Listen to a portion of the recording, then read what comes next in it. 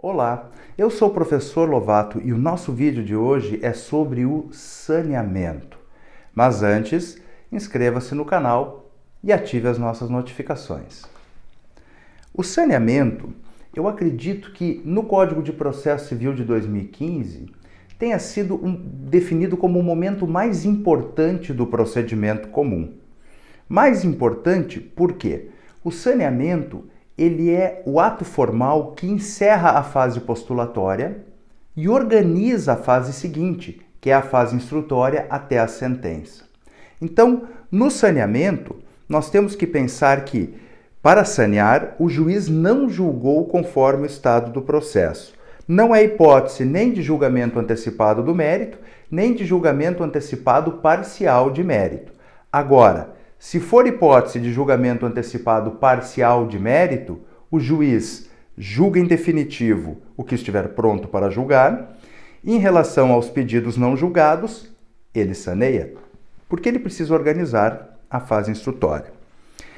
O saneamento é uma das duas decisões que nesse Código de Processo Civil se estabilizam.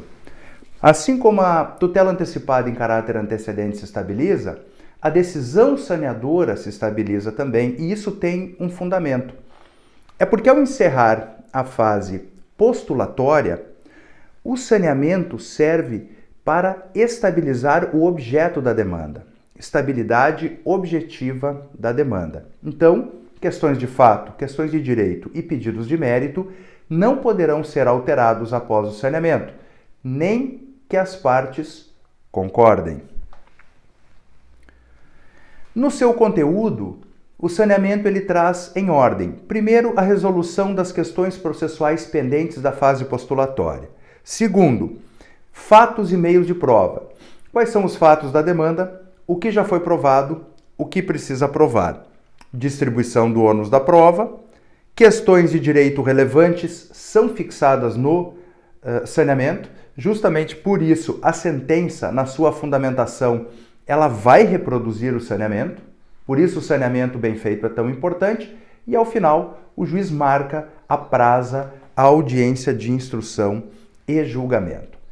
Temos duas modalidades de saneamento. O saneamento ele pode ser feito por decisão em gabinete, ou ele pode ser feito através de audiência, em que as partes comparecem e colaboram, contribuem com o saneamento. No saneamento em gabinete, uma vez proferida a decisão saneadora, as partes têm 5 dias para pedir esclarecimentos ou ajustes, ou até mesmo integrar alguma coisa que faltou. Por exemplo, a parte quer acrescentar um pré-questionamento de matéria infraconstitucional que o juiz não tratou no saneamento. Tem 5 dias para peticionar e pedir isso. Após esse prazo, a decisão saneadora, como eu falei, se estabiliza e as partes terão 15 dias para apresentar o seu rol de testemunhas. Agora, o saneamento compartilhado ou saneamento com participação, feito em audiência, ele é um pouquinho diferente. Por quê? Primeiro, como as partes estão participando dessa audiência e trouxeram para a audiência os seus elementos de contribuição para o saneamento, nós temos que pensar que, neste momento da audiência de saneamento, as partes têm que apresentar o rol de testemunhas. Elas não terão um prazo posterior para apresentar esse rol. E, em segundo lugar, a decisão saneadora, que, de certa forma, homologa essa participação das partes no saneamento compartilhado, essa decisão se estabiliza de imediato. Não existe um prazo de 5 dias para pedir ajustes e, justamente por não existir este prazo, não se fala em prazo para a estabilização. A estabilização ela tem seus efeitos imediatos com o encerramento da audiência de saneamento. Esse foi o nosso vídeo de hoje sobre o saneamento. Espero que tenham gostado. Muito obrigado.